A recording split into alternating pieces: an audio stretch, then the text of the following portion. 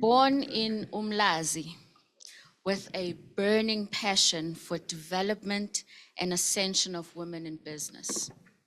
Her advocacy for inclusion of women in commercial property propelled her to be the ambassador of various women's business and state-led organizations. A shy young girl who became a force to be reckoned with, a powerhouse. Youth leadership. I present to you a woman who began making waves at a tender age of 23. She is a daughter. She is a sister. She is a wife. She is a mother, a pioneering leader, and the CEO and co-founder of a 95% women-led diversified investment holding groups. Everyone, please give a warm welcome to Mrs. Ipeleng Mkhari. Good morning. Sani Bonani. How are you all? What an absolute pleasure to be with you guys. Thank you, Charmaine. Sorry about that technical process. It's very important. So, it's going to be an excellent morning, guys. I think it's going to be an absolutely phenomenal day. And before I even start talking about myself and my journey, which is about adversity being a propeller, I want to just set a conversation with you and maybe ask a few questions of you and come up with some suggestions. And I think one of the things that is very important is that most of us believe, and I'm sure, and I'd like to get a show of hands here, how many of us believe that we're here because we're smart? We're here because we are mildly successful. We're here because, I'm not seeing the hands going up, we're driven. We're here because we're ambitious. We're here because we are progressive individuals. Hands up, those people who believe that. Oh, it's a good showing. I'm pleased to see that. There's something that I want to share with you in life, and that is that one of the first things that I think you need to understand in life is that it's not about your success. It's not about you. It's actually not about whether you're smart or whether you're actually brilliant or whether you're a genius. I think that's the challenge that we often get over, is that we need to get over ourselves. The first thing I want to tell you is that you need to get over yourself and your own sense of what you're thinking in your mind. Get over your ego, right? You need to understand that in life, it's actually not about the smart guys. It's not about the people who believe they're geniuses, because tomorrow when you start, you have to realize that life is a leveler. Okay? It's a leveler.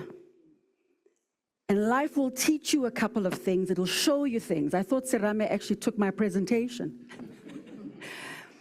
And so success is not measured by the things that you've done because you're brilliant. Success is not measured by the things that you've done because you're smart. In fact, Bill Gates says success is a very lousy teacher because it teaches you that you cannot lose. That's my story. So today, my story is about adversity. It's about adversity being the driver of your success. It's about the learnings. It's about actually understanding that, yes, of course you're smart. Absolutely, you are brilliant, you're a genius. But when you get stuck in that, you begin to think that you will always succeed. And then when you don't succeed, you don't understand why. Okay, so, my name is Ipeleng Mkhari. What they call me is Ingxubevange. I was born in Mlazi to a Tswana man and a Xhosa mom, and I was raised in Mlazi. I then married a Tsonga husband. So I speak isiZulu, nabula-bula, kiabua, ndiyathetha. There's nothing I don't do, and there's no corner of the country I don't go to. And I think that created the base of my life. I am everything and I'm everyone in one. And so I understand people and I am people. I'm a mother, a wife, a business leader, gender advocate. I want to start off by just showing you this little picture. That's me. That's Ipeleng over there. That's my mom. That's my little sister Merafi before my third sister Refilwe came along. The picture that I'm showing you in front of you is, I suppose, a little shy girl. Not even I suppose, that girl was very shy. I grew up Mlazi, the eldest of three girls.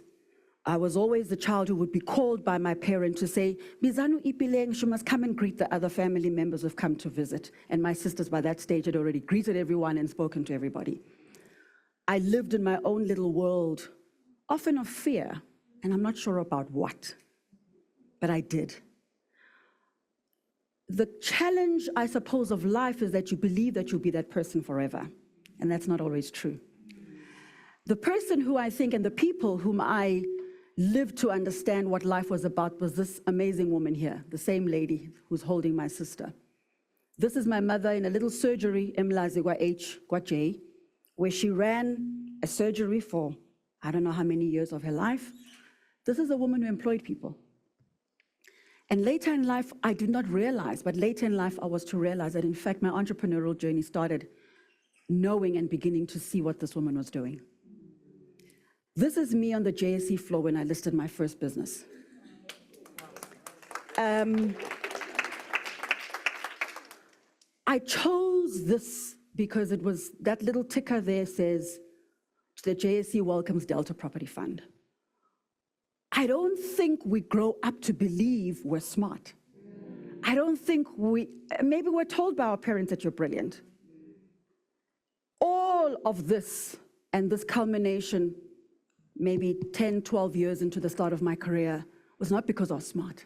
It wasn't because I was a genius. It wasn't because I was different to you or anybody else. I just worked damn hard to get there. And I think the purpose of today's conversation, and I'll talk a little bit about my timeline. I see it's a little bit small, my apologies. I'll talk about my timeline, but the whole purpose of today's conversation is about the adverse situations that I went through and what that meant for me in terms of propelling me. It's not about the moment that I succeeded. It was about the journey to get there. So a little bit about the background. So I started when I was 23, yes. This was Ipeleng, 1998, started a business in the electronic security industry, single service business. I was just selling CCTV cameras to the market.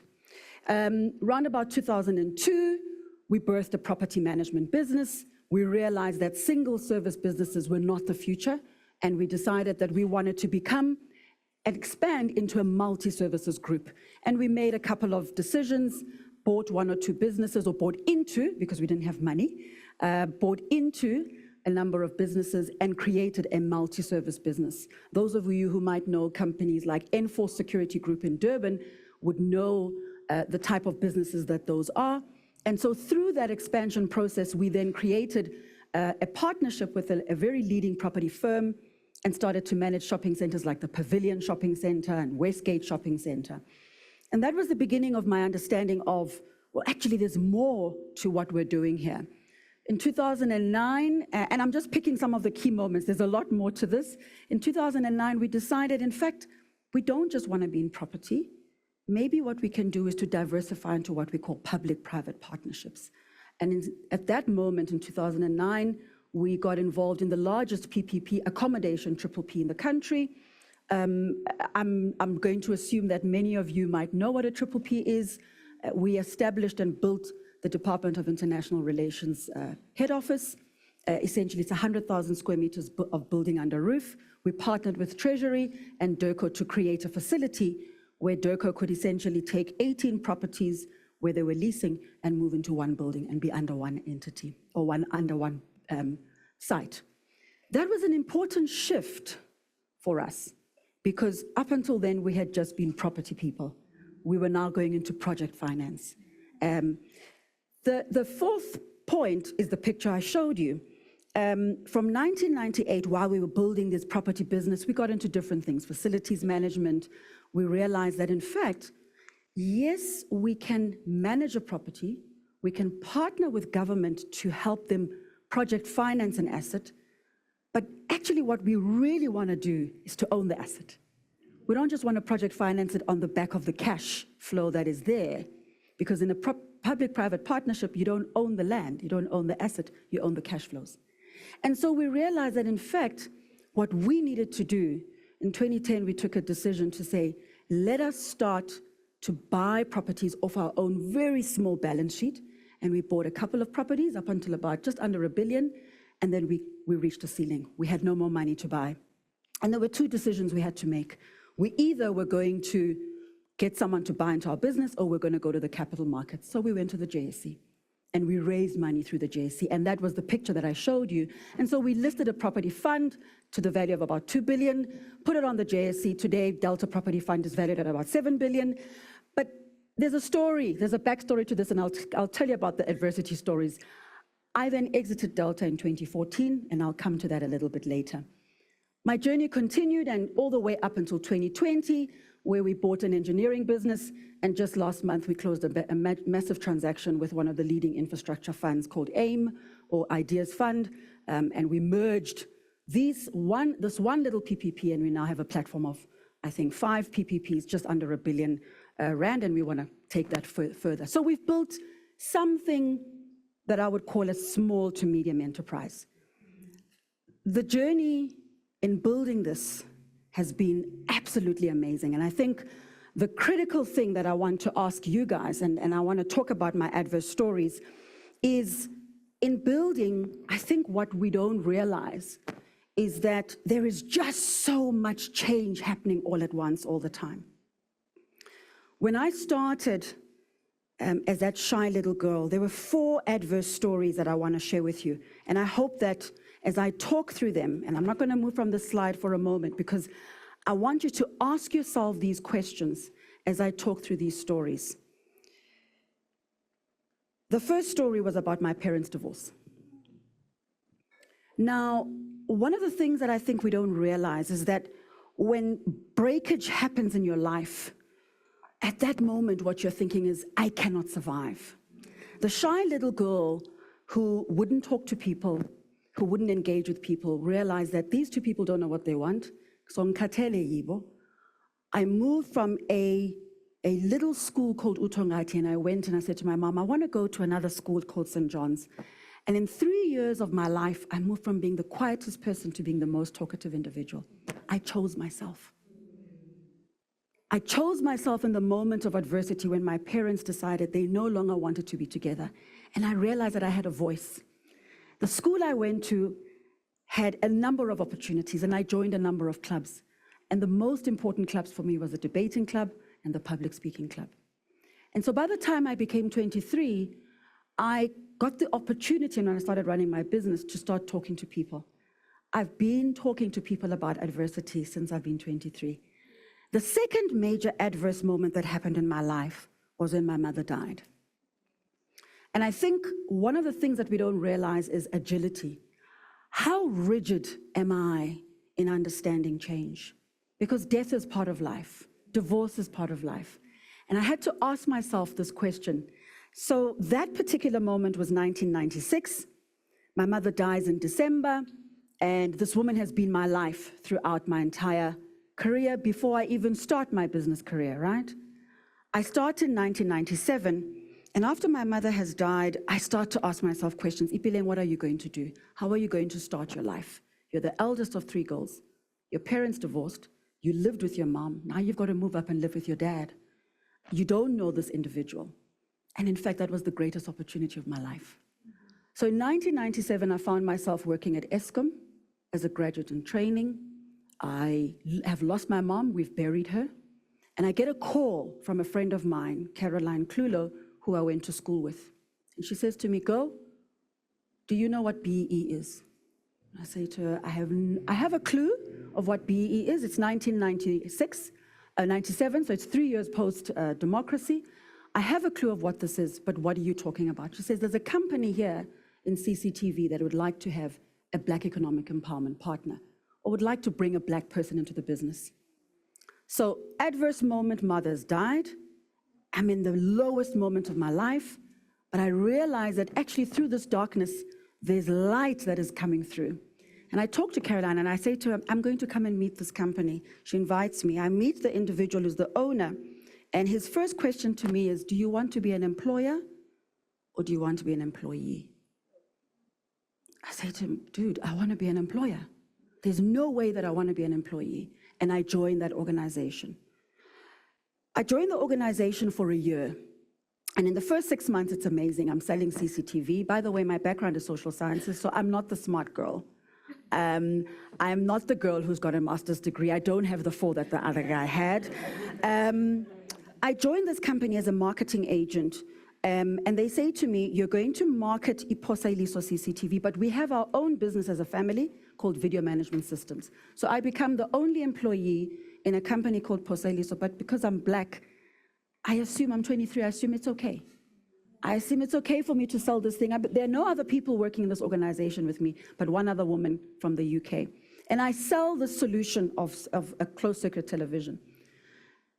One moment makes me realize that, in fact, I'm a front.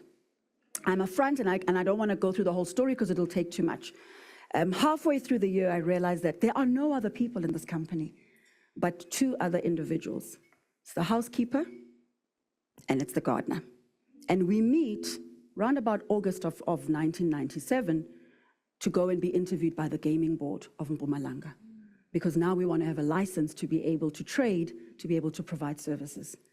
It is at that moment that my third adverse moment comes into motion, and I realized, shit, I'm being used. I've actually created an opportunity. We've won contracts with AXA, we've installed systems, but I'm being used. What do you do? Adverse moment number 3. And eventually what I do is I start writing my business plan from that moment on.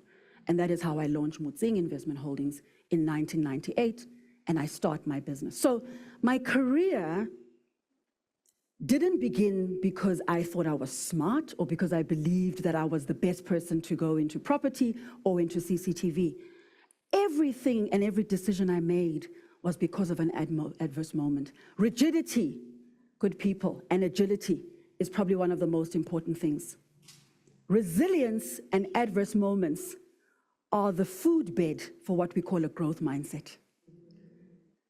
And so what we need to understand about this is that we've got to be able to understand that there is a pain threshold that you're going to have to be open to. You've got to ask yourself the question, what is my pain threshold? What pain am I willing to endure? There are a couple of things that you also need to understand about leadership. And that is that we are born into a certain religion. We're born Black or white. You're born male or you're born female. You're born Zulu or you're born Brazilian. But when you're in leadership, there are things that you need to be able to declare independence from in order for you to lead. You cannot always lead because you're a Black woman who comes from Mlazi in KZN and you've gone through all this pain. You've actually got to be able to lead multiple people and be able to understand that they're Brazilian or they're Mexican or they're a male, and that I need to be able to lead that person. So curiosity in leadership is about not just understanding adversity, but understanding that other people also have adverse situations. And for you to be able to lead them and understand their situations, you have to be independent of your own biases. Therefore, you've got to be independent of the things that you believe define you. If you're defined by being African, or by being a woman, or by being a person from KZN, these are the things that you have to be able to understand. You've also got to be able to understand that change equals growth. This growth mindset conversation is very important. What am I using my time doing? Am I using my time wallowing in the adverse problem? Or am I using my time thinking about the pain and understanding how to go through it? Absolutely crucial. So the truth about my career is that, in fact, I have failed more times than I've won, but I've won nonetheless. And why is that? It's just a simple equation about life. It's because it's the learnings and the moments that you're winning are not the ones that are about success and about money. In fact, the moments that you understand that you're winning are the moments, in fact, that you're losing. It's a strange thing. And I want to say that again. It is in the moments that you're winning when you're actually losing, because you're understanding the loss really well. So Bill Gates says, and I just want to go back to the beginning of my presentation. There's a little slide that I didn't show, a little quote I didn't talk to.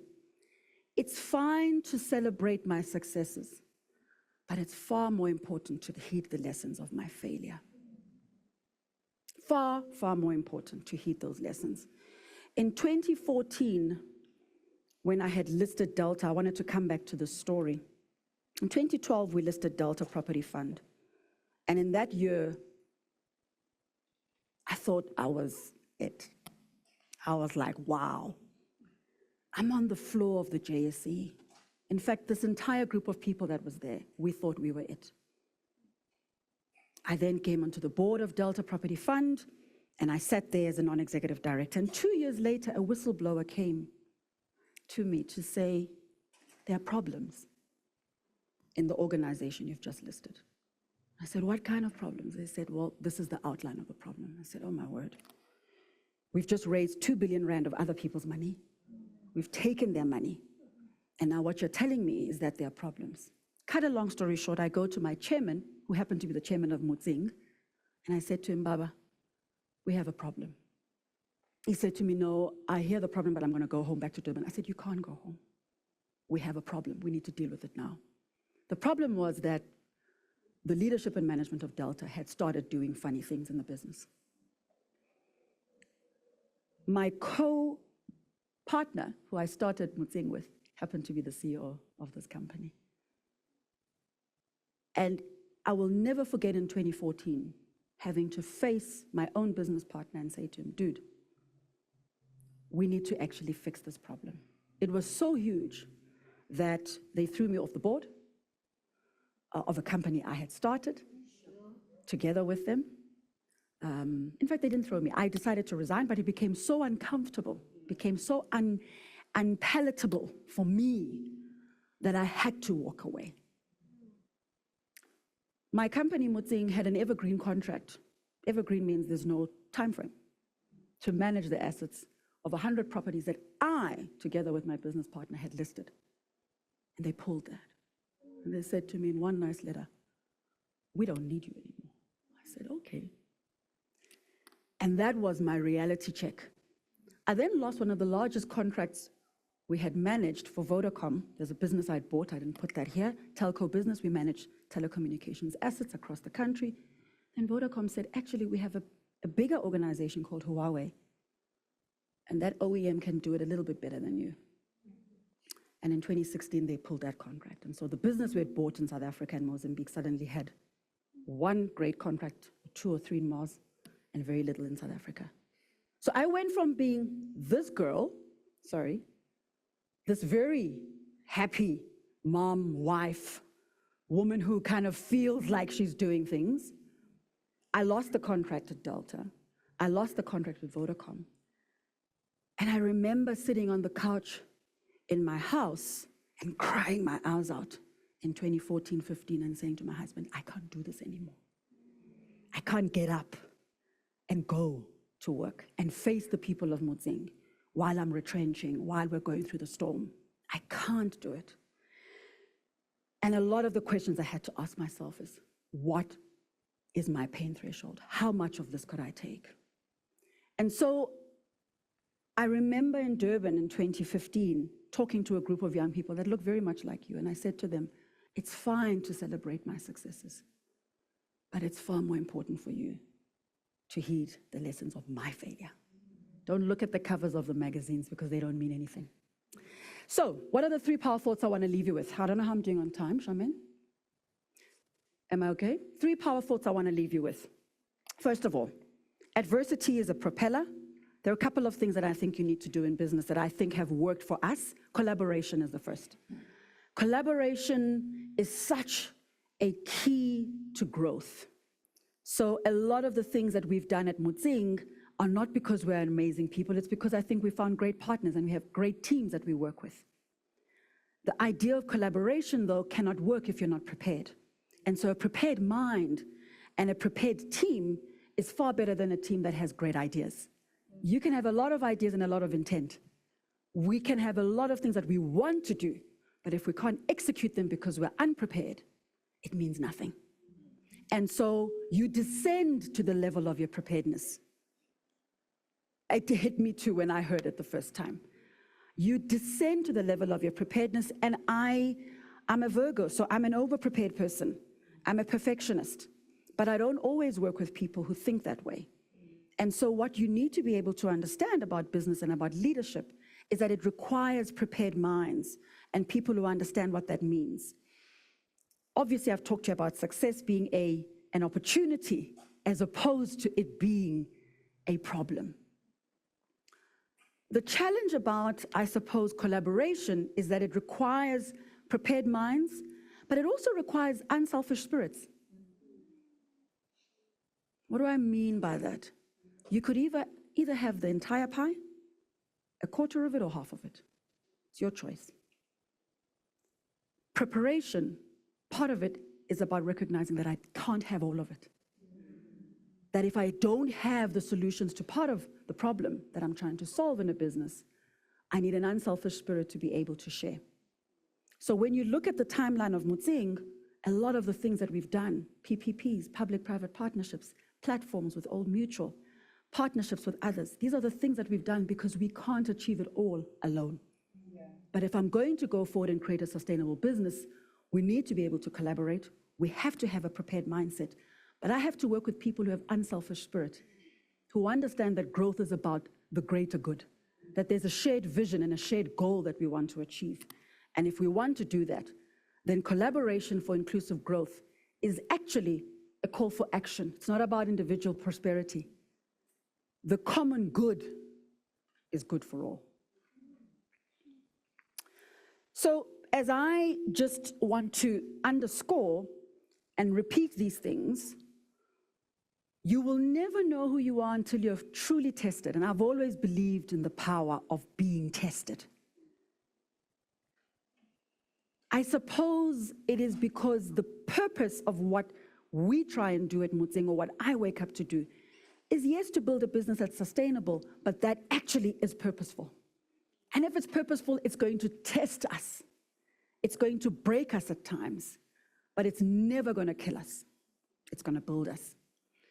Resilience, as I talked about earlier, and there's a quote there by Maya, is about creating a growth mindset. So this growth mindset thing is quite important, and there's some points I want to talk to you about. So the idea about growth mindset is that there are 5 points. First is that intelligence can be developed, but developing intelligence means that you can't have a fixed mindset. It's got to be a growth mindset, right? The second thing is that you've got to embrace challenges. And I hope that you are young leaders who do embrace challenges. I hope that you're young leaders who understand that, in fact, when you look at social media and you look at people's lives, that is not real. That is a fiction of our own imagination. That is projection. I hope that you realize in the challenges. I grew up in apartheid. You guys maybe, some of you probably did, I'm not sure. I'm very old. I'm Sarame's age. Apartheid taught us to acknowledge and embrace rejection. We had to embrace being told, we have to all, we're all black, right? Today, I think what we're trying to do is to go the other way, and it's about projection. So I think the important thing for me in life is that you've got to be able to embrace challenges. And I see it a lot of the time. I have 3 daughters. My children don't understand what challenges are. And the moment they have a problem, it's suddenly, I've got an anxiety. No, you don't have an anxiety. Awuna anxiety, mntanam. And I'm not belittling their problem. I'm not belittling their problem. But we grew up in a time where you had a thick skin. Things bounced off you because you had to. And that's why I say it's so important to embrace those challenges. And I worry about young people today, because we look at screens and we look at things and we think that projected life is the life. And so if I don't have that life, if I don't have that car, if I don't have that husband or that wife, if I don't have that multi-million business, if we're not traveling overseas 3 times a year or building a second or third home, I've not arrived. You've got to review. We've got to review exactly what success means. So this growth mindset, the third thing is you've got to persist in facing setbacks. Because if you don't, I'm not sure how else you grow. You've got to learn from criticism and find inspiration in the success of others, not just yourself, okay? So my last slide is very important, and it's very little about adversity, but it's about a call to action.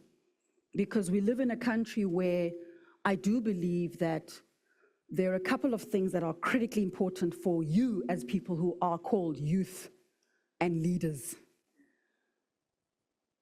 And that is that leadership is not anything other than 6 things that I believe it should be: humanity, compassion, and courage.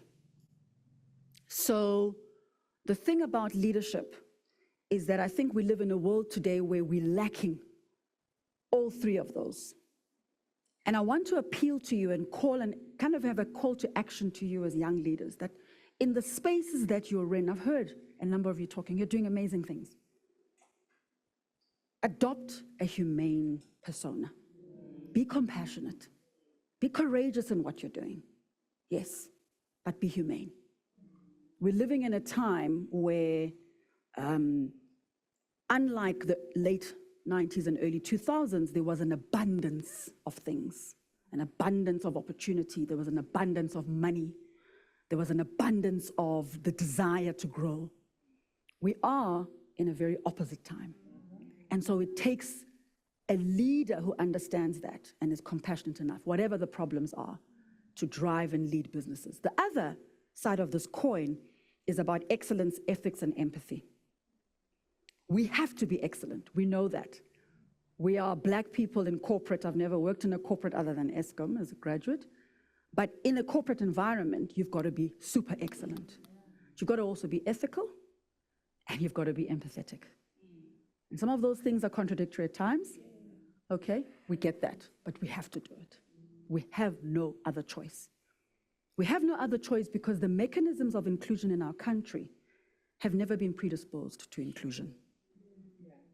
They've actually been predisposed to exclusion. And so what it means is that when we are leading, if we want to create inclusive businesses and growth mindset, and we want to be collaborative, we're going to have to understand that it's driven by these factors. And that inclusion is about how you bring more to the table, not how you take away from it, right? So our capacity to have emotional intelligence in everything that we do is critically important. Love drives growth. It's the truth.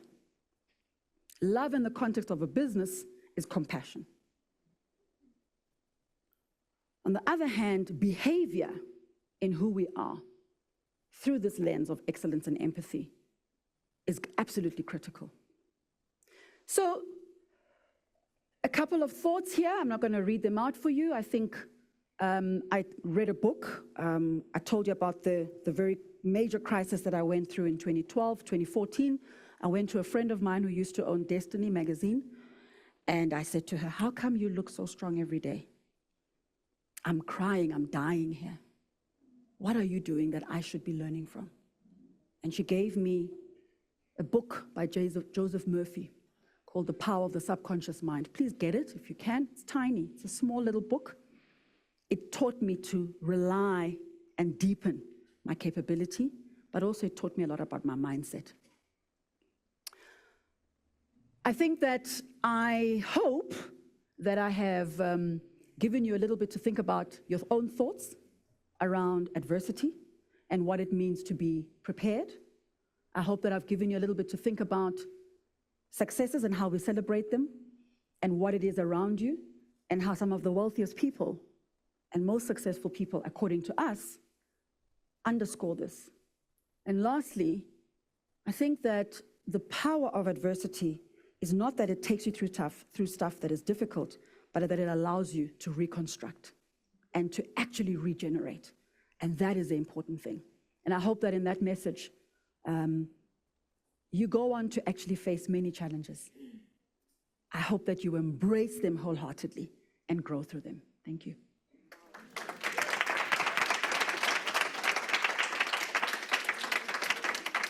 How many of us believe that our adversity propelled us to be sitting here right now? Can we just think about I didn't see those hands, sorry. That's the whole room. Can we think about the other 600 applicants who are wishing to be seated here today? You know, as we listen to these wholesome stories, journeys, and, you know, seeds that will help us grow, I look up to Mrs. Ipeleng Mkhari. We all do. But I want us to also remember that there's someone out there who's looking up to you. And just like she said, we need to behave like leaders because we are. Young, yes. We are the leaders today, not tomorrow, today. Are there any questions for Mrs. Oh, Ipeleng? You're right. Open my thing. The lady at the back there. Just check it.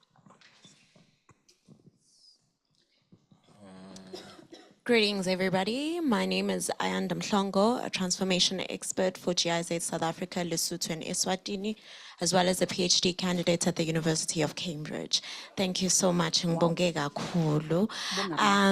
My question is around your relationship with your voice as a leader. So whose voice or voices have shaped the leader that you are, and whose voices have you had to silence to lead on your own terms? Thank you. Wow.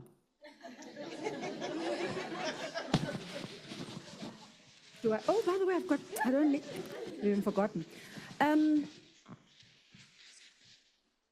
The voices that I have amplified, my mother's voice and my parents' voices were very, very powerful. They were, I think, a great foundation. Because I think as a young woman growing up, I saw another woman, I didn't know it then, and it just wasn't about her voice, it was the behavior. I realized that I took a lot from those voices. So that's, I suppose, the childhood part. You know, in the early days for us, you know, we didn't have this thing called mentorship and all these things. So late 90s, it was, I used to go to CNA and read, you know, in the magazine section when there used to be CNA, and I used to read magazines or Enterprise magazine. So there were people I could identify with, but because I was in Natal, I couldn't access those individuals. And by the time I got to Joburg, I looked around for a lot of people, but I think there were individuals whom, as much as I didn't know them, I understood that what they stood for resonated a lot with me, locally and globally. And I think currently now there's a woman, for instance, whom I follow quite a bit. She's, you know, she runs a fund in America, and I think I have a desire. I was saying to one of my professors in the college that I actually have a desire to meet her, and he said, actually, I can arrange it. And I said, that's amazing. Now, those are people that, when you talk about voices, you're not necessarily right there with them, but it's just about what they stand for. The ones that I've silenced, great question. Look, I think that it might not be individuals, but I think I've just silenced people who are defeatist. And there are a lot of people along the way who are. You need to be able to create those boundaries very soon and very early in your business career. And you know, those are people who are possibly, unfortunately, closer to you than you realize. So it could be family, could be people who are close friends, and you need to be able to learn that. So in my 30s, I didn't really understand that really well. I didn't implement it well. I do it really well now. You know, boundaries are critically important. And those are the kinds of voices. So they're both on the political spectrum, their family members, and business individuals. I hope that helps. Morning, everyone. My name is Sinazo Motseng. I'm a qualified chartered accountant, but I'm also a master's student at UCT. For my question, it's not necessarily, firstly, I just want to say your message was very clear. It was very unwavering, and what you wanted to actually say came about and came across very clearly for me. Yeah. What I wanted to ask is that you mentioned two situations, one when you were 23 and the recent one in 2014. What were the actual steps that you took when you realized that actually this place is not for me? I want to leave, I've got a plan. How did you survive those last couple of months where you realize that actually I'm still a front, I need to plan my exit? So how did you strategize and get your exit to the Done. point? Great question. Thank you. Thank you. So I was living with my father. So I'm a late bloomer, I suppose, because I decided I'm going to go into business. When I got to Joburg, Abo Serame and Abo Gligo, all our friends were at varsity. Everyone had a job. And I lived with my dad because my job was running this business. I realized that I went to my owner or my employer and said to them, look, I'm going to leave. I took my father along, he's a lawyer, and I asked him, please, can you come with me? I need a safety net. The decisions I made a decision in my mind that, yeah, I'm leaving. I feared the chairman of this company, and so when I told him the decision, he kind of said to me, well, you'll never make it. I said, it's probably I won't. But I had the gumption at that stage to say to him, these are the things that you're going to do as I'm leaving. Because remember, I was running Poseliso. I said to him, I'm asking you to deregister yourself and register me as the sole proprietor. I will take this business and run with it the way I have for the last 12 months. But what helped me is when I had realized that I'm a front, for 6 months, I just wrote a business plan. I just wrote it. And I kind of thought through the steps that I wanted to. I then went through my father's Rolodex, and I went to the Kunene brothers. And the first thing that Zanose Kunene said to me at the time, they owned a bottling plant in Mpumalanga, was, absolutely, I'd like to work with you. But I said to him, but I'm not going to work with you through the company that I had. So I structured relationships. I also went to the technical team that worked for the company that I worked for. And I said to the chap who was the head of technical, would you be able to install a system for me in Mpumalanga if I got you a job?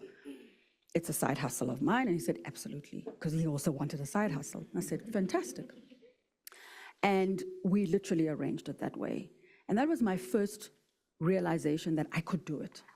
And I think maybe the answer to you is, there are steps that I took, that's my experience, that I literally wrote down, and I followed them as quickly as I could or as neatly as I could. And the last thing that I did was I went to a bank because I didn't have cash. I didn't have money to fund this new contract. And they literally said to me, we love the idea, we'll give you a loan, but it's for 30 days. So bring our money back in 30 days. And I did. And so those are the little things that I did for that first moment. And after that first job, it got really bleak, but it's okay because I did it. It allowed me to walk away, The second decision was about ethics. So in fact, both of them were about ethics. So for me, the second decision later in 2014, we had built this amazing company. We had grown from 0, 2 people to like 500 people. We're listed on the JSE. I had to be prepared to walk away from what looked like an amazing success story and say, it's okay. And I remember my husband saying, no amount of money is going to replace your sanity. Yeah. Walk away. And I did, because we were haggling on, valuation of the asset management company. Remember, they took away the contract, right? The Evergreen. So I was kind of like, there's an asset management company, there's give me this is the value. And he just said, bills, cut, just walk. And that's a lesson you've got to learn in life. Sometimes in a corporate environment, you're challenged with something. It's about your compass, your moral compass, or it's about who you are.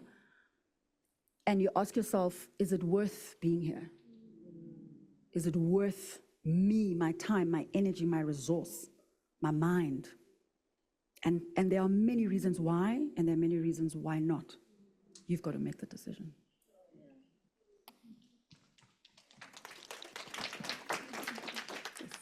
Hi everyone, I'm Hilda Tladi. I work for Vodacom. I heard you not I love taking you. that No, good. no, no. We're still you're my major client in Mozambique. I love you. So I'm an auditor by profession, but I'm in the legal compliance space currently. And I just want to thank you, Ipeleng. I've been following for quite a while, and I think your voice also has helped me to overcome certain adversities in my life. But I think my question is, you mentioned that you were just a graduate, and there's this company that says, you know, we want a black person to come and manage our business. I mean, you're that young.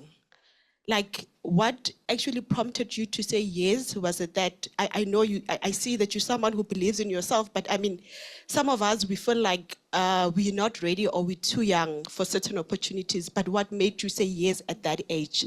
I got over myself. I really had to. My mother had died. Don't forget that. So adversity is a propeller. So I remember when I went and got that call, I used to sit in the ESCOM toilets because, you know, I was a graduate in training. We'd buried Mama and I used to sit there, write long letters and journal to her in the toilet because I was bored. There was nothing else to do. Other days I'd sit there and cry. I was going nowhere. I was going nowhere there. And I knew it. But the call came to me. I didn't go seeking it. And when it came, I said, actually, let me go. And my dad, I remember when I came back to my father, because he worked at ESCOM, he was in one of the divisions. I said to him, I'm going to leave ESCOM. He said, Danam, you've got a degree, and obviously, you know, my mom had died. He's like, come on, there's a job. And I said, Pops, it may work out, it may not, but I'm going to try. So I got over myself and my views of what I should be or should not be. And I was prepared to take that opportunity. But there's a second thing, and it's an important one. I started early, and I think I realized at that moment that I don't have a dog, a cat, I don't have a husband, I don't have a house, I don't have a bond. I had no responsibility, right? So I got that timing is also a thing. Timing is a thing, and opportunity, sometimes things land or are brought to you. You've got to be able to see that. And so I talked a lot about that in my early days of my career, that actually the things that helped me to commit to this was that I didn't have to overthink it. I could just commit to it. And when I did, between 23 and 27, and I left home at 27, I said to my dad, I'll never come back and live here. And I also apologized to him. I said, it's too late, probably. I should have left earlier, you know. But that is what helped me make that decision. Nothing else, this one. Nothing else. Yeah. So it's an honor for me to be in this room and to interact with you, because for me, it's like having my future self stand right in front of me. It's so funny. And as you were speaking, I wanted to cry. I'm like, girl, hold it. But I wanted to ask a very important question, which is, you're the first child. You've been first in so many things, in achieving good things. How did you deal with that imposter syndrome? I'm the first in a lot of things in my family. So I want to know, I'm sure a lot of people in the room as well, how do you deal with that so that even when we get where we're going, we're still ourselves, we're still sane? So, yeah, it is a huge imposter syndrome issue. And I think it comes with a lot of responsibility, this thing of being the first, particularly in a family environment. And I think that for those of us who are, wherever you are, if you have siblings in the kind of sequence, I kind of embraced that when I was the first and I didn't have kids. Now that I have children, I have different views about it, and I'll talk about that. But I think we need to be able to understand that you are human first, right? And we take on a lot. Your shoulders are not too broad, and I think you need to be able to manage that for yourself. I also went through a process and a time from a business point of view where I celebrated this thing of firsts. I don't talk about it as much anymore. Sorry, am I not audible? Oh, you can't hear me. Now you can. Oh, my apologies, sorry. So I have two things around it. I think if it means something to you in business to be the first in and to be the first that, it did at a particular point in my career. I realize now that it was a season and it was important then. Right now in my career, it doesn't matter. It doesn't. And I would advocate to you that there has to come a point in our careers collectively as Black people where we move past that. No? We got to get to that point. I suppose it's about how we're able to repeat these things. So I hope there are going to be many more business women and men who run telecoms and so forth, and who run MTN, and who become amazing people, because it is a little bit, there's a moment in our lives where vanity is great. And I think it's not, we've got to understand what that is. It's a season. We've got to get to a point where we get out of that season, because we know that we can, and we are, and we just do. It's a different context in the sibling context, because we are burdened with things differently. The middle child is burdened with different things, the third child, the fourth. Mani is 6 angazike. But I think, you know, it is a challenge. But even when you're 6, there'll always be an eldest and there'll always be a young, and then there'll be the people in the middle. And I think it's something that you need to figure out for yourself. I really don't have a straight answer for you, because I would love for my children, and this is where I think I have a different opinion, to just understand that my eldest needs to get it, that she does not need to carry everything for everybody else. And that my middle child must get it, that she is everything, she is enough. And that the baby sister must understand that, you know what, no one's going to do it all for you. So these are the things that we go through. I just want them to be, and to know that they can be everything, and they can be different types of siblings, and achieve, you know, whatever success means for them. I'll just speak louder.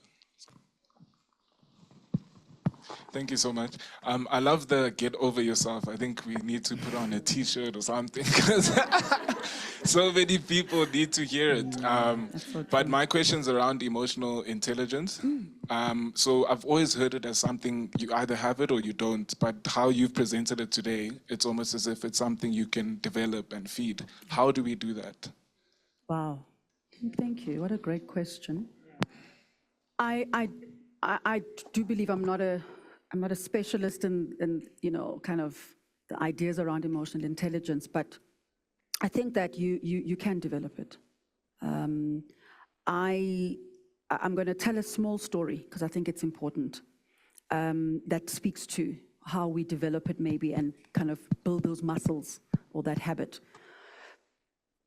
When I was growing up in Mlazi, at about the age of 12, my mom would say, come and work, you know, come and do something. I think I was that kind of kid who wanted to do things. I'd get bored.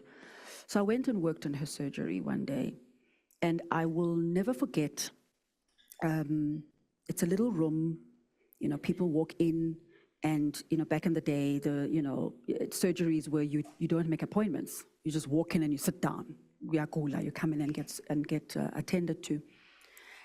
And on that particular day, the doctor comes out, and she asks the next patient to come through. So the patients would come in, and they'd get written, their names would get written down. So I don't know what's your name? What's your name? Lehasa. So the nurse would say, Mrs. Lehasa or Miss Lehasa. They write them down, and they write down where they're from, J, what. Then the doctor comes through, she picks up the card, and she says, Mrs. Lehasa. Nobody moves. And this was my mom. So I'm watching this happening. And she says again, Mrs. Lehasa, and nobody moves. I said to my mom, what happened there? She said, you know, Billy, I'm not in the business of being a doctor. I'm being in the business of bringing back dignity into the people's lives. I call my patients by their names and their surnames, not by Gelebohile. But the people who come to get healed in the surgery don't get called Mrs. Lehasa where they are. Abo mama basebenza emakhishinini, abo sisi who go wherever. So babizo Margaret. So she said, what happens in my room, my baby, Emlazi, is that people come here and they don't know that you are Mrs. Mkhize. You are Mrs. Mkhize. So she said, your mom, yes, we're going to give them medicine, but the medicine is the medicine of the mind. It's about caring. It's about emotional intelligence. I was 12. It's never left me. That lesson never left me. So you can build this in you. So what I learned from that was you've got to be empathetic. You've got to love. Love creates growth. You've got to care. And you can repeat that, right? It takes little things and how we respect people, how we talk to people, how we listen. That lesson in emotional intelligence, which I didn't know what it was then, has never left me for life. And I think that it's just the kind of thing that I know at Motseng, everybody has to be seen. You know, we might not get it right every day, but we got to try. So that's my view of it.